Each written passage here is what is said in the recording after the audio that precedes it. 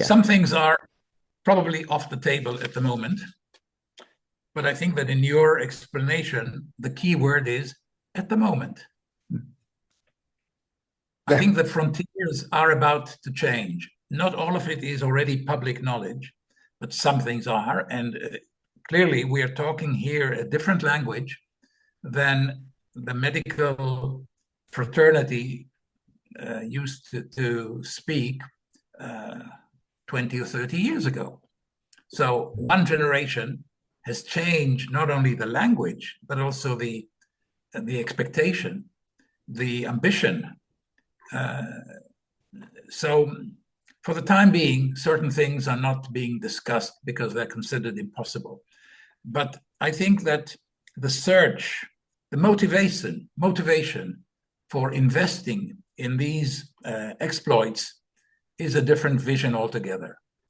It is much more daring to say life can go on. Life is an death is an inconvenience. It's not a feature, it's a bug.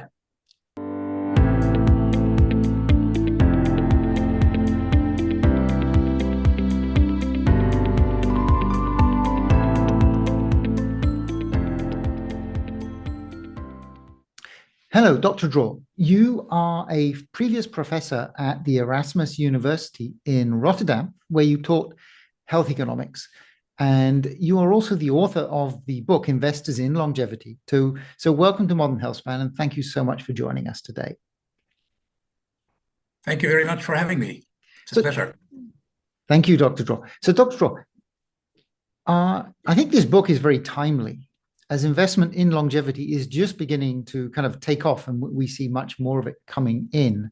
But really, at the moment, most people don't understand where it's coming from. And so understanding some of that background is great. So what prompted you to write this book? The short answer is that I wanted to bridge the gap between science, economics, and societal impact. But let me give you a slightly larger explanation, because that may be just a bit too brief. Private money is stepping in where public funding for health research and health development has fallen short all over the world. We used to say public funds create public health. But with shrinking government budgets and billionaire-driven projects on the rise, some might wonder, are we moving towards a world where private funds drive private health? Not really, but affordability still matters, and no investor is interested in a market of just a few customers. But the volumes have become such that there is a reason to investigate who is investing, what they're investing in, and where does it lead us to? What kind of results can we expect? What is motivating this interest in life extension and enhancement of lifespan, as well as the quality of life? And what drove me to write the book. It's also something that is new for health economists. Health economists did not usually delve into this question because there was really not very much private investment other than through the pharmaceuticals. But in the development of things or processes that are not yet commercial, that may never become commercial, that require some basic understanding, is a new phenomenon, and certainly beyond what most health policy experts have been dealing with for as long as I can remember. That's why the book has been written. And I think from the feedback I got thus far, that there may be a need for a sequel to get into many more details. Yes. Yeah. Yes, I read the book, and I think that's probably true. I'd love to unpack some of that, thinking about, equitability, and how we will move to a more a wider dispersion of longevity technology, because at the moment it tends to be expensive, but I think there's some wrinkles in there anyway, let's see where we get. So at the moment, so if we wanted to look at the investment in longevity at the moment, and you did kind of hinted it there, that there's a lot of kind of private investment going in, which wasn't before. But what is the current investment market like? Well, the numbers are in billions. Let's look for a moment at, first of all, evaluation of the global longevity market. It's valued at about 17 trillion in 2021 and projected to reach 27 trillion by 2025 or 2026. These are huge, huge, gigantic numbers, but this is everything. This is not just the new investments in new processes. The anti-aging drug market alone is expected to grow from 8 billion in 2020 to 64 billion by 2027. And that reflects a compound annual growth rate of about 34%, which is enormous, which is really very, very staggering. These are numbers that we have never thought of in health investments or even in the commercial sides of the health sector. In 2022, the longevity industry attracted 5.2 billion in investments, and that 5.2 was a 77% increase compared to 2020, just 2 years earlier. So large biotech firms alongside high-profile startups, and of course, some people who are billionaires who are associated with these companies or are behind it, are their owners, are driving the sector with a focus on cutting-edge technologies like cellular rejuvenation, gene therapy, personalized medicine, and very many other details which are reviewed not so much for the biological details, but for the financial scale in the book, mainly in chapters 4 and 5. So we are really talking about very, very large numbers that we have never seen before. Yes. So who are the major players in this investment? I mean, you talked about some kind of groupings, but who are the people who are putting most of the money in at this moment? So names. Jeff Bezos has invested in multiple ventures, but the most important, the largest, is Altos Labs, in which he invested $3 billion single-handedly. And this is a company that, for the time being, has no shortage of funds to do what it wants to do and where it leads worldwide now. Peter Thiel invested in Unity Biotechnology. Even the man who is associated so much with artificial intelligence, Sam Altman, younger and much more new on the block, is already invested quite heavily in retro biosciences. There are other established biotech firms like Calico, Juvenescence, Life Biosciences. They all play significant roles, and some of them are associated with companies that have nothing to do in what we usually know with health. For instance, Google. Google is behind Calico, owns Calico, and is involved in other things.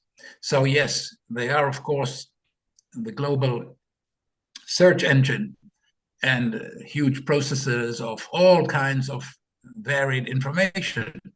But I think it would not be far-fetched to say that most people would not associate Google as a cutting-edge firm in health or in biotechnology relating to health, but they are. So would you say that this is, I mean, have we ever seen anything like this before? Like individual investors investing so largely in a new environment. I mean, so longevity is new, and we have, as you said, like Jeff Bezos putting 3 billion into a startup. Have we ever seen anything like this before? I can't think of anything. Not to my knowledge, not in health. This is precisely the big shift that attracted me to this question, to investigate what is really going on. When I started, I did not have the list of names that I could give you here and that are detailed with many others in the book. It took some investigation, it took some searching, it took some finding out what is really happening, because it really happens under the radar. These are not ready to go to market products. This is really fundamental research in many ways, and not all of it mainstream in the sense of what pharmaceuticals would have liked to do in order to commercialize a new remedy to an existing disease. The processes that interest this life extension or this longevity research are really to deal with the problems or the issues or the phenomena associated with aging, which are not per se treated or considered a disease. Cell regeneration, because there is a certain degeneration of cells which occurs with time. So investigating how this cell degeneration could not only be stopped but reversed is not, strictly speaking, a cure to a disease. It is a change in the process up front before it becomes a disease. And in many cases, it never becomes a disease. It just degenerates and people die of old age, not necessarily of a specific situation. The same is true with very, very many other issues which we do recognize as domains for treatment. But they all have some antecedent of an original cause. Why do people lose hearing or eyesight, vision, or the sense of smell, or mobility? Why is bone density changing over time? What can be done about it, if anything? What causes it, and therefore what could remedy the situation? And the same is true for very many other domains of the human experience which are associated with age. And the research deals with these domains, and that, to the best of my knowledge, is a totally new phenomenon. This is not the phenomenon I knew when I studied and when I taught. It was a totally different situation. So we really are in the domain has changed. The domain is evolving. And this is why there is such great interest in looking into this investment in longevity now. Mm.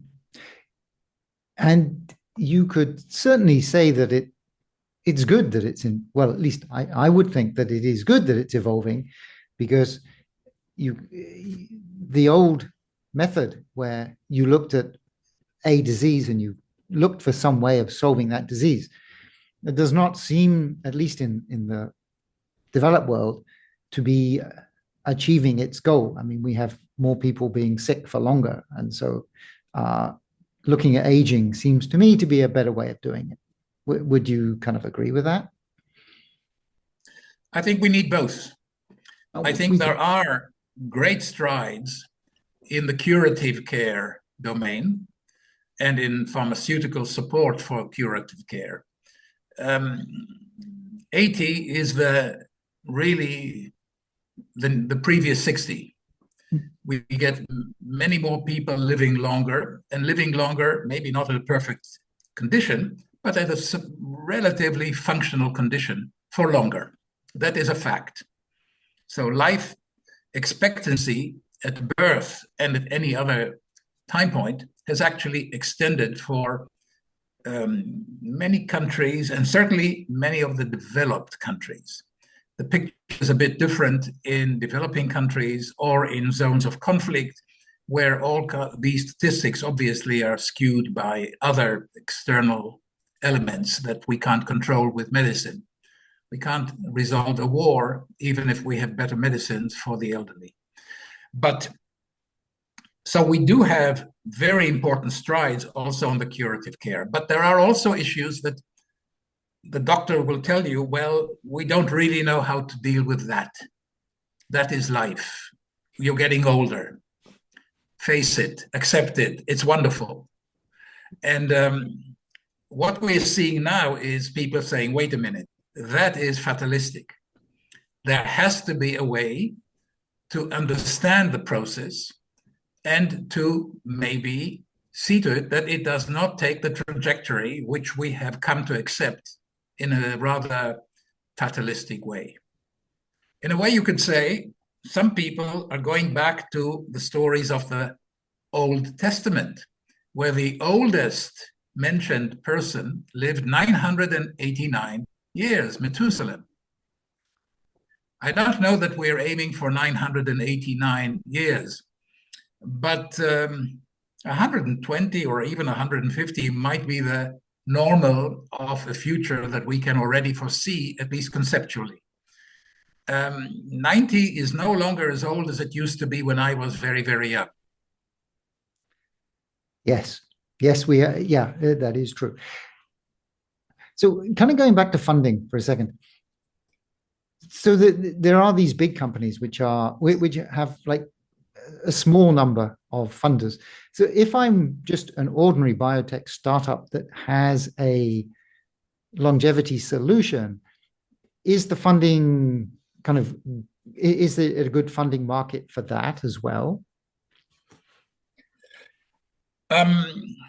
I think it is a little too early to be very, very clear on the answer to your question. Very valid question. Because I think that we're at the stage where investors invest, but we do not yet have sufficient information on the results that this investment has actually brought, both in terms of the application and in terms of the dissemination of commercializable solutions. So I think the answer is tentatively yes, but we don't yet have all the evidence. The potential is gigantic. I gave you some estimates of the global valuations, which go into the trillions of dollars. We never heard that before. This is really very, very, very large. Both the people and the companies behind those ventures are very astute, very seasoned people who understand money. They may not know everything about health, neither do I. They may not know everything about biology, but they certainly have proven their ability to understand where a venture can scale and can provide totally new business models, which we never saw before. And the time frame, and probably that they have the ability to accept a longer time frame if it. Well, that's true, but the time frame is actually relatively short. We used to think in terms of decades for real major innovations in health. Now we're talking about less than decades, maybe a decade. That is a big difference between the singular and the multiple on decades. Yes.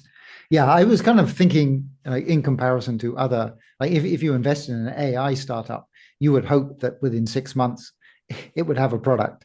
But if you invest in health, then it is not going to have a sellable product for years, probably. There may be on the main thrust, we may share the same view, but there are other issues that are discovered and developed in the process, not just the ultimate understanding of the process, but various elements or various ways or chemicals to reduce the occurrence that they are trying to obviate upfront. And there is no question that there is also pharmaceutical repercussions to all this big research. And those pharmaceutical repercussions have a much shorter time span from lab to market. So we do see innovative things, and we do see the need for the regulators to look at new processes.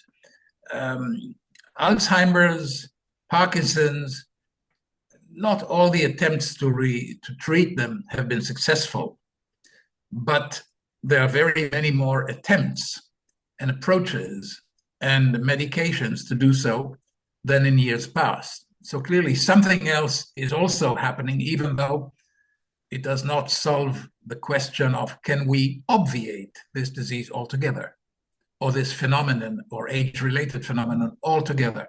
That may be too early, but there are very many byproducts that help diminish, reduce, delay the occurrence or the effect. Yeah, that is true. And we certainly hope that those things, especially for the neurodegenerative diseases, which are terrible and we don't have a good solution for right now. That's correct. So these privately invested companies, right, which have very large war chests, like Altos and Calico, are they publishing their work? Is it being made publicly available? Well, yes and no. Scientific teams publish selectively, but companies maintain a lot of proprietary secrecy, which is not entirely surprising. So take example of Altus Labs. The researchers frequently publish peer-reviewed papers, but the corporate level data remains confidential. So it all depends what we are talking about. Yes, there are publications, and yes, there are many things that remain in the private domain.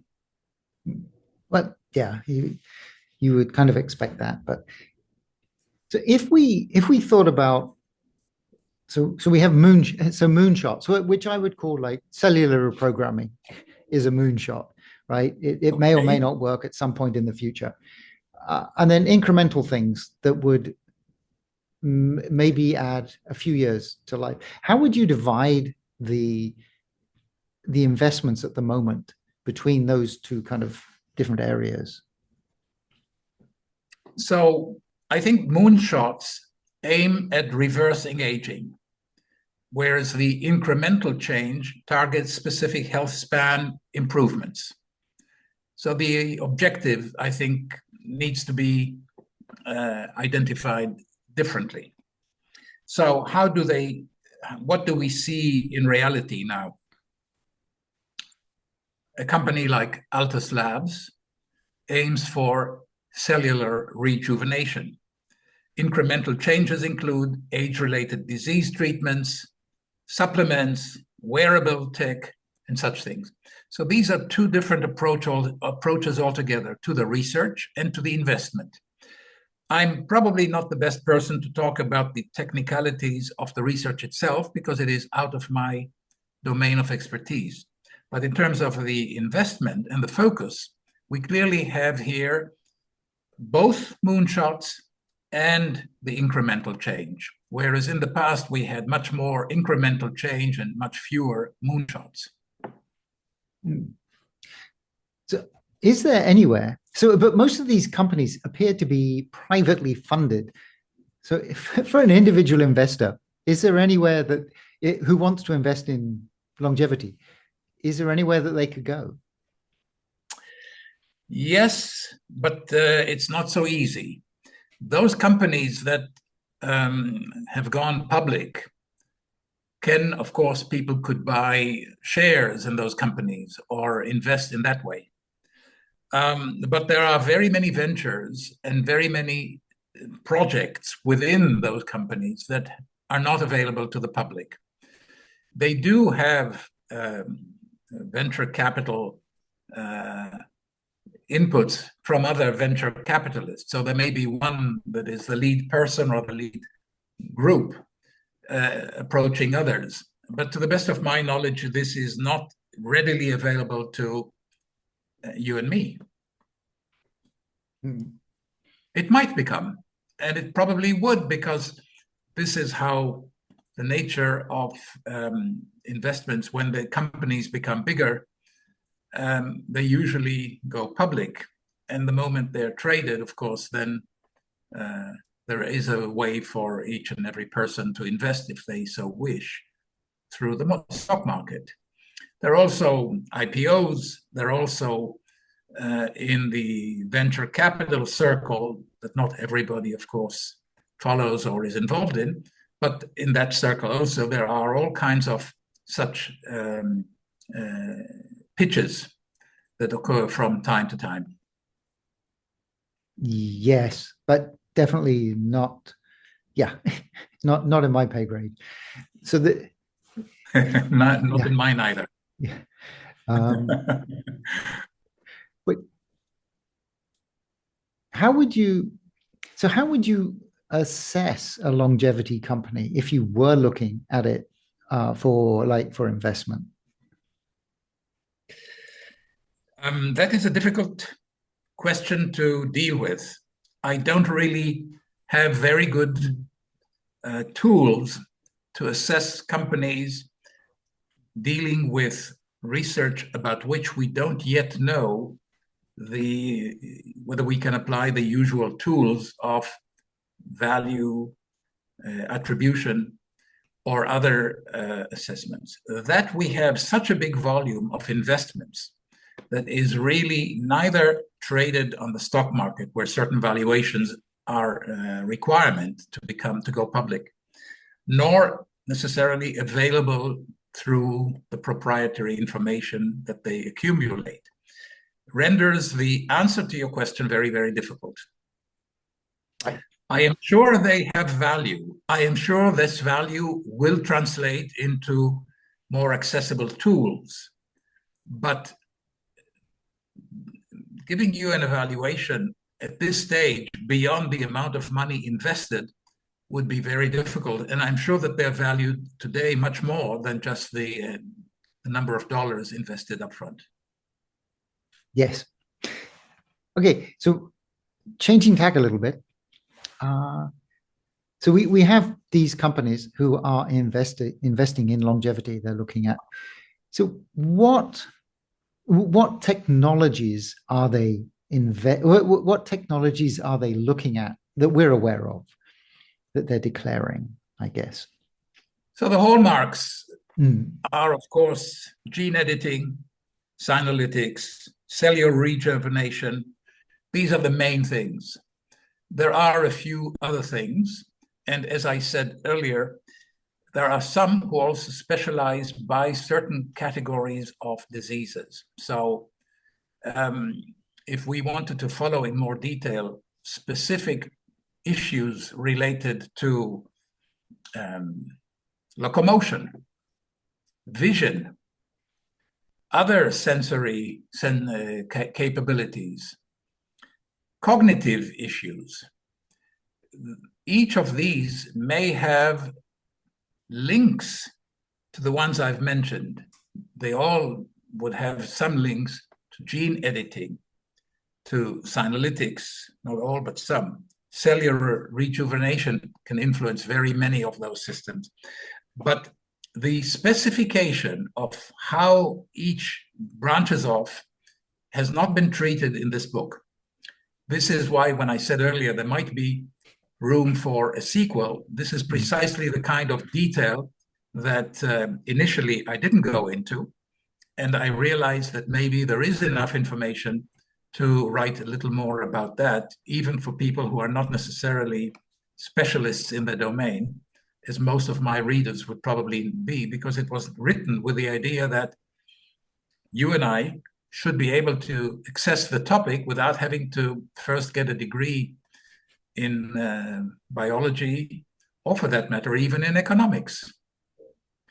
It's maybe a good point to mention that the book is actually quite short. I don't know if you can see it. It's actually quite short. It is about 125 or 130 pages. because I thought if it were to get too much jargon and too much complexity, it would scare off a lot of people who are interested in the topic, legitimately so, but are not necessarily specialists, and there is no need to be specialists. Longevity is a topic of interest for everybody.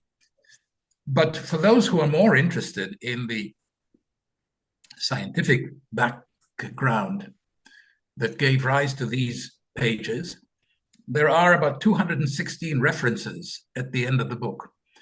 And it takes much longer to read 216 references than to read my book.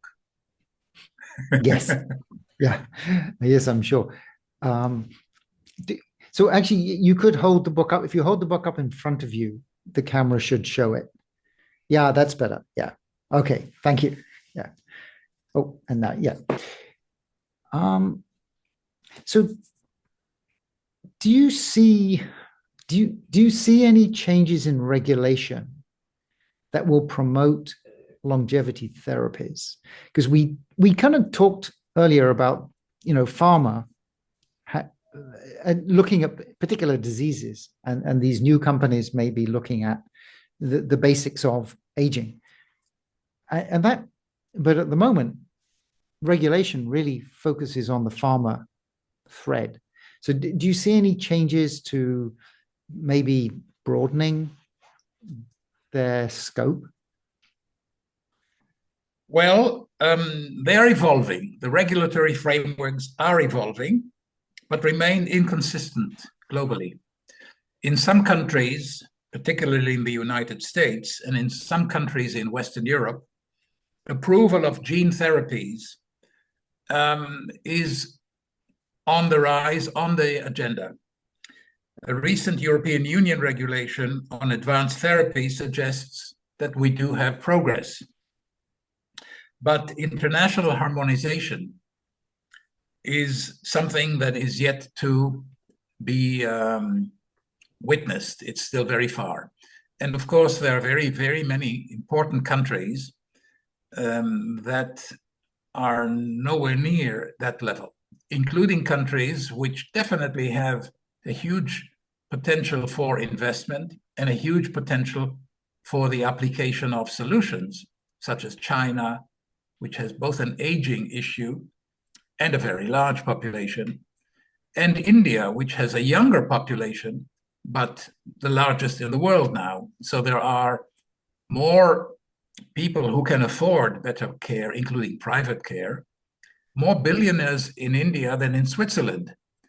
And certainly a larger segment of the population that expects and would access better care and extended longevity if it were available. But the regulators in these countries are still yet to come around to the more advanced novelties, the advanced discoveries, the more advanced innovations. So I could say, yes, there is progress at the regulatory level, but there is very, very unequal progress. In some countries, you could say that, particularly the US and in Western Europe, you do see a regulatory shift towards opening up.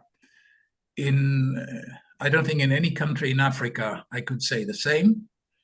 And in Asia, the same problem of conservative approach and preferring to wait and see how these developments are both introduced and what kind of results they produce is the way to go. So the wait and see in some countries, and the let's go ahead and give it a go in others.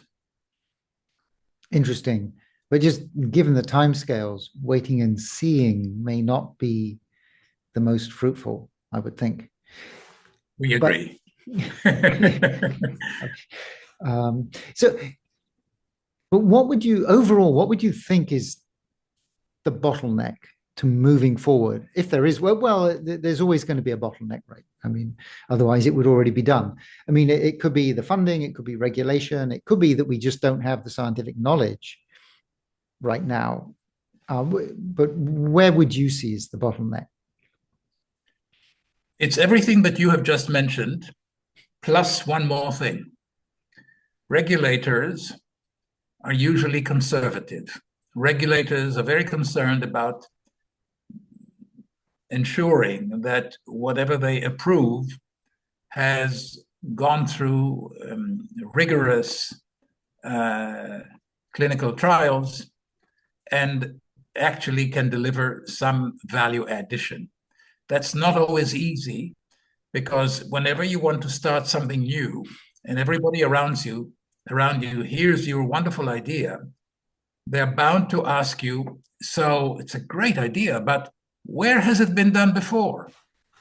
And we're talking here about something that, by definition, hasn't been done before. Otherwise, it wouldn't be in front of the regulators.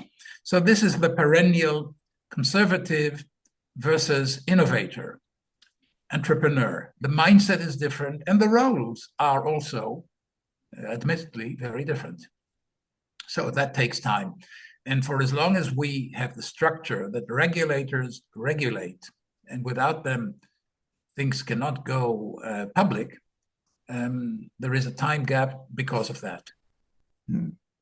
Yes. So I think we could make a lot of progress. So have you heard of Medicine 3.0?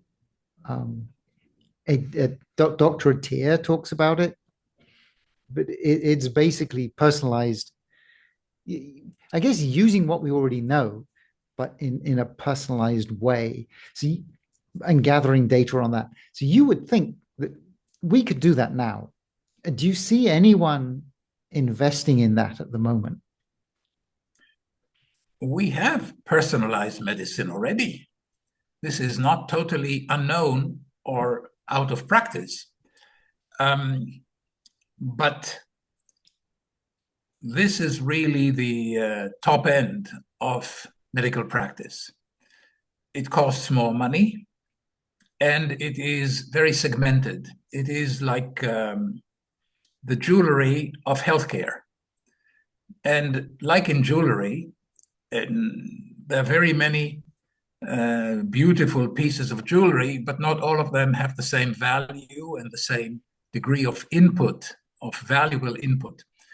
In healthcare, it requires a lot of time with clinicians, a lot of testing, different levels of pharmaceutical inputs.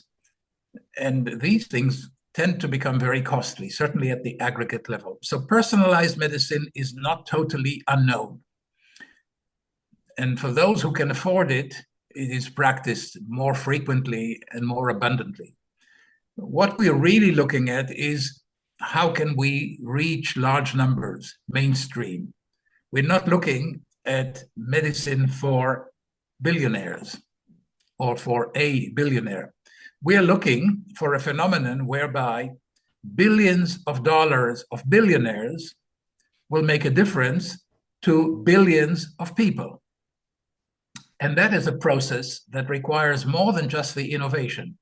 It then requires also the proof of the value addition. It requires the regulation.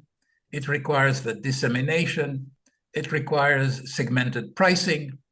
It's all happening, but we don't yet have sufficient results to say in a very definitive way that this is going to happen at 2027, 15th of March. That is demanding a little too much. The trend is there. Life is extending. But the question is not only about the number of years, the question is also the quality of life during those years. And the question is also, how much medical support do you need at each stage of that aged personality? This is where the development is incremental rather than revolutionary. It's really evolutionary rather than revolutionary. But the thinking process that is described in this book is really quite revolutionary. It's not just looking for an evolution. It is looking for resolving the basic questions associated with aging up front, so that this association can be weakened, maybe even removed. And that doesn't yet have a date, but it's definitely coming. It is definitely coming. Right. Yeah. Yes, I agree with you.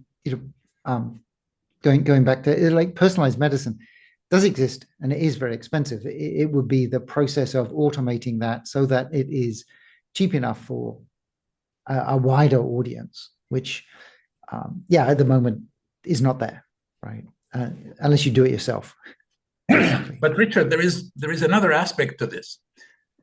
Beyond the question of enlarging the scope of private or individualized medicine, there is also here an attempt to remove certain features which today are the subject of medical care and in the future might not require medical care because the problem has been resolved up front. This is what gene editing is all about, really. Certain degenerations that occur in the genes, there are attempts to resolve those issues so that the genes do not degenerate in the same pattern or at all.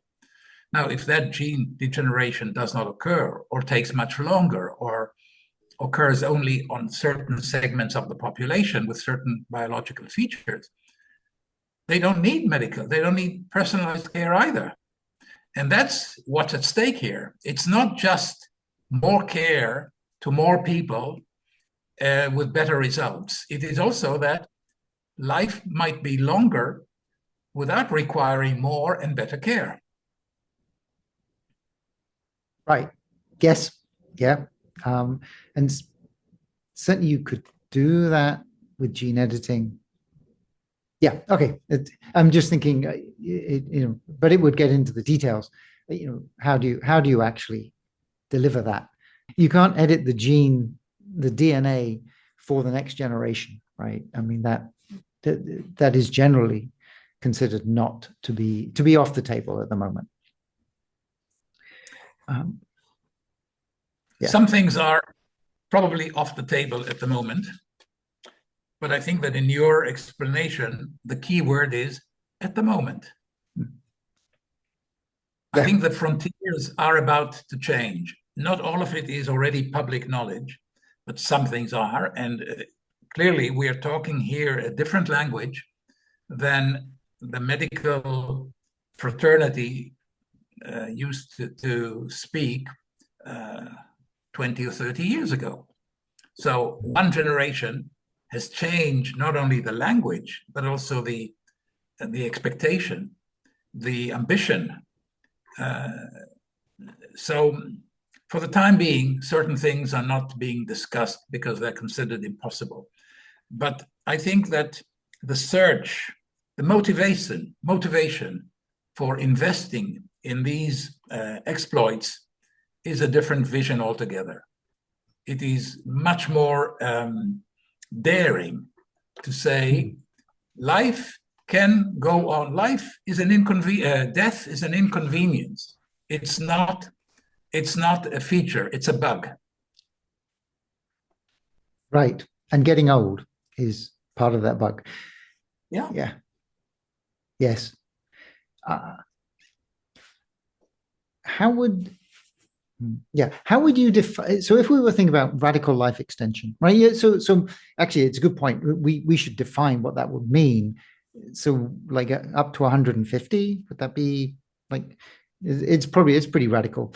I mean, from your point of view, do you see that we are getting anywhere towards that at the moment? Well, what is radical life extension? I think it involves technologies that aim to halt or reverse aging, potentially enabling lifespans exceeding 150 years or even more.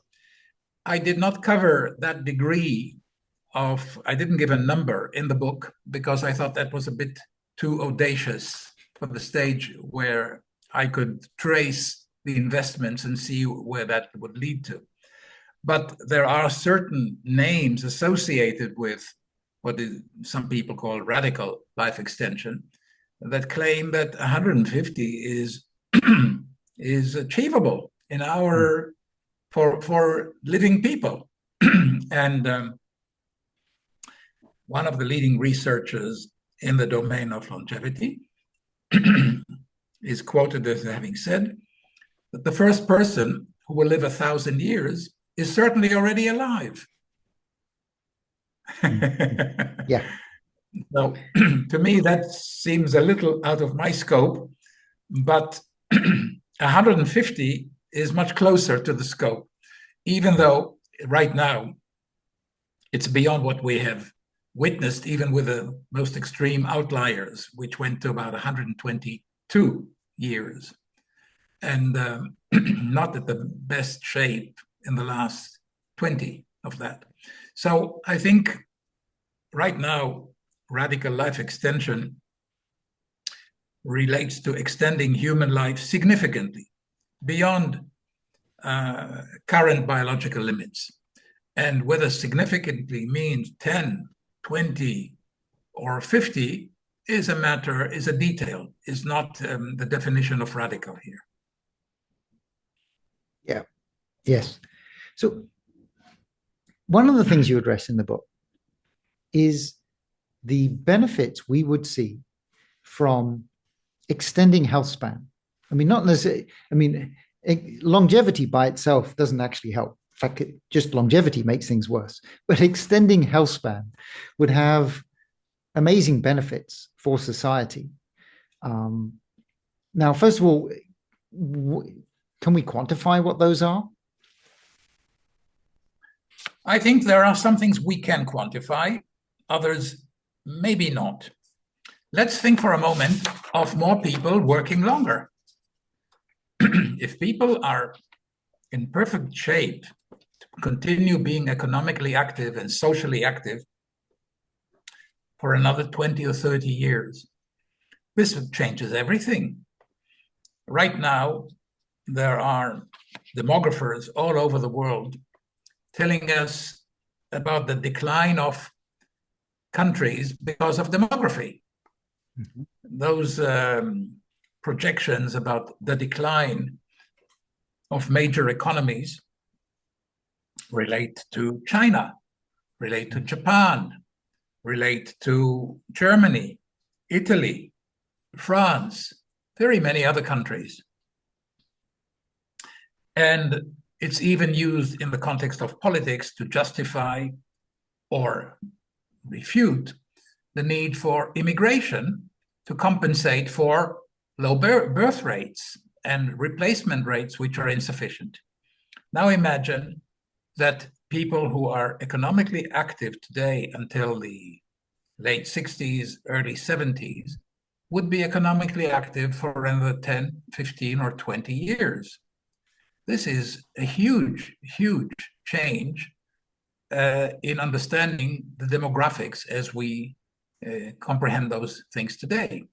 Today, the pyramids, the demographic pyramids, end at 80 or above. And the numbers there are very, very small.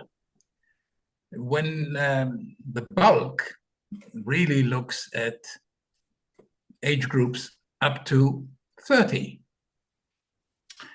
Now imagine that your age group 50 to 60, 60 to 70, 70 to 80 would all of a sudden equate or be larger than the groups 20 to 30, 30 to 40.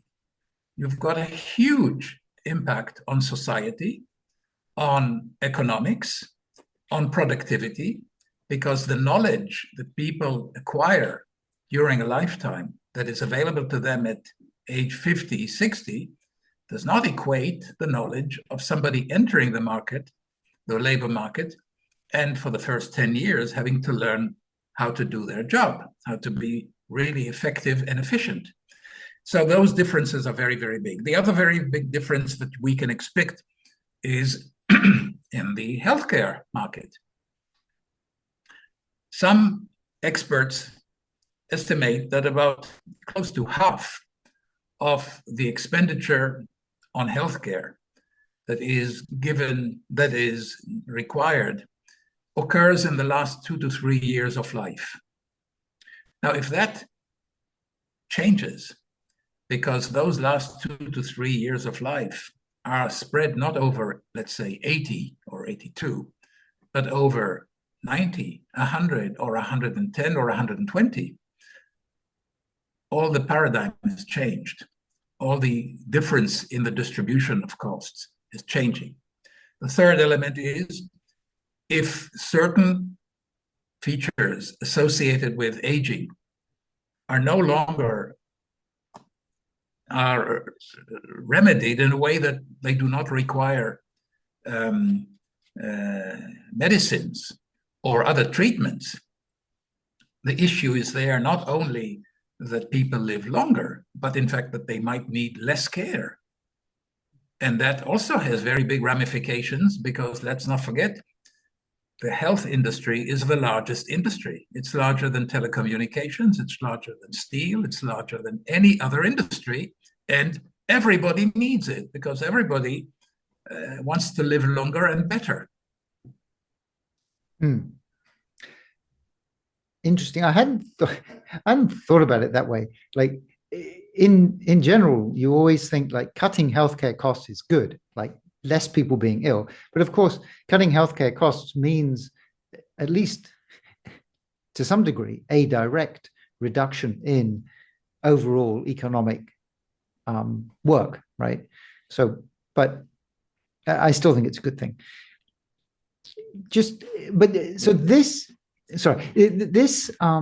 I think this view, I'm not sure many people contest this view. Like most people seem to agree that reduction in long-term sick and in improvement in health span would provide an economic benefit to countries.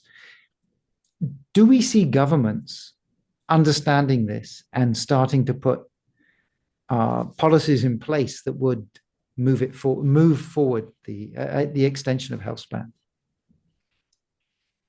I don't see evidence to give you a very affirmative answer.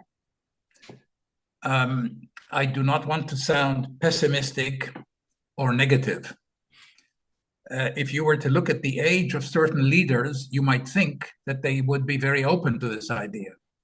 But I don't see the regulation following. I don't see the policy following. And I certainly don't see the money, public money, following that understanding. Not yet. Yes. It makes you wonder why. Yeah.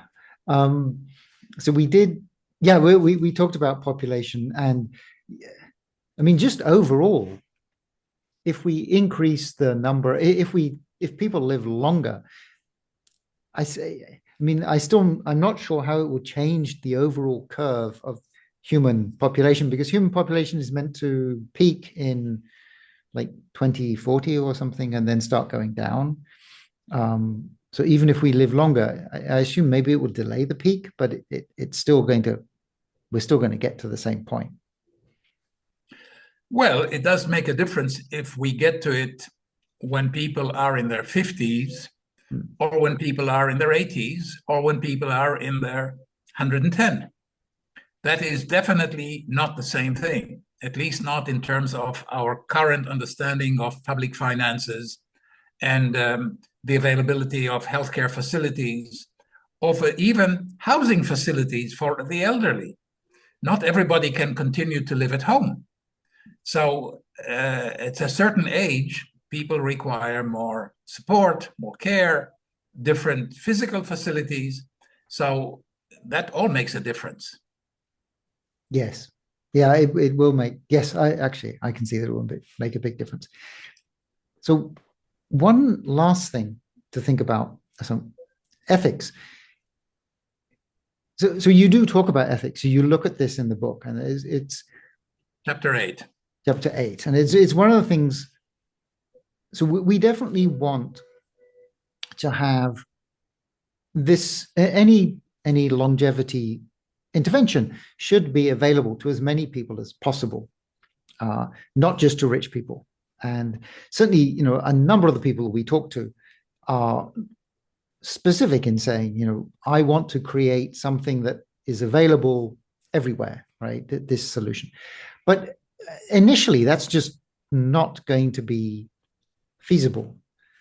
I mean, I think if you said, well, I wouldn't even know how you would, how a policymaker would define it. I mean, if you would say, well, you're not allowed to do research on anything unless you can figure out how to deliver it to everyone, right? I mean, there would be no intervention, there would be no innovation at all. So anyway, sorry. So I guess my question is, what do you see as the ethical challenges and kind of how can we of longevity and how can we navigate them? Well, clearly, we tend to think of the ethical challenge as the intervention through regulations in a way that would enhance or maybe even ensure equitable access to available care for everyone. That really translates into, in practical terms, into price control, because if price is affordable for everyone, then there may be waiting times, there may be queues, but the principle will have been resolved. The issue really is that it does not explain profoundly why billionaires would be interested in that. And let's not forget, it's billionaires, big money, that is investing right now. It's not public money. So the question there, the answer we need to give, what is it substantively, inherently, that makes it necessary for even for billionaires to want to have results that reach a large population? And I think that the answer is in statistics. In statistics. Clearly, nobody, even those who invest, generally want to have a result that is viable, that has been tested, that is proven to deliver the results that were expected. But how do we know those results? How do we know that something has been delivered? For that, for this scientific validity, we need results proven across vast groups. You can't get valid results, statistically significant results, if you have proven it over a handful of people. The confounders are far too many and far too frequent to give you something valid. So if you just deal with a handful of cases, it may or may not work, and you may or may not have understood why it worked or why it didn't. But if you wanted something that is valid, you need vast groups that have been exposed to the same kind of protocol. And before something will actually be able to be submitted to the regulator, those statistically significant results will have to be put on the table. Before something can be turned into clinical trials, the same issue arises. So statistical plays a very important role beyond the question of the principle. To say that the principle of equity should underlie everything we do in life sounds very, very wonderful, but naive as well. We know that not all people have the same access to food. There is food security issues all over the world.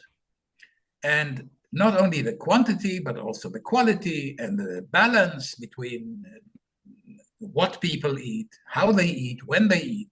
The same is true with access to water. The same is true with very many very basic things, access to housing, access to education. All of it is not segmented under the principle that everybody has access to the same. No. Nor is it with health, and nor is it with longevity. We're born with genes, all of us, and they're not the same. So what we're doing, what we're observing done here, is to see how can certain flaws in those basic processes be remedied up front so that the flaw is either eliminated, removed, or very significantly reduced so that people can actually live longer and within those additional years continue to be functional cognitively and in terms of their mobility and in terms of their senses and in terms of their ability to work and reason. So you need large numbers, which I think are our strongest pitch to sustain the likelihood that equity will not be perfect, but it will be part of the paradigm. But I mean, I would think of it, there are a couple of things in there. So one is just some of the interventions are inherently expensive. Like just the equipment at the moment needed to deliver them is inherently expensive. But yeah, I'd like to think along the lines of the mobile phone. Like when it first came out, it was very expensive. It was just for rich people. But now nearly everyone who wants one can afford one. Maybe it will work the same way.